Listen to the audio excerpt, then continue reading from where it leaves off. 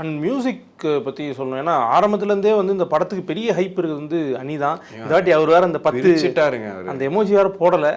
உண்மையாகவே பிரிச்சுட்டாரு. உண்மையாகவே பார்த்து அந்த படத்தோட முக்கியமான பலம் எதுன்னு கேட்டிங்கன்னா, ஒரு பக்கம் ரஜினி சார், லோகேஷோட ஸ்க்ரீன் பிளேன்னு சொன்னீங்கன்னா, இன்னொரு பக்கம் வந்து அனிருத்தோட மியூசிக் தான். அதுவும் குறிப்பாக வந்துட்டு இதை சொல்லலாம், ஸ்பாயிலர் கிடையாது. செகண்ட் ஹாஃப்ல ஒரு இடம் வருதுங்க. இல்லைங்க, ஒரு இடம்னா அந்த சீனை சொல்ல மாட்டேன்.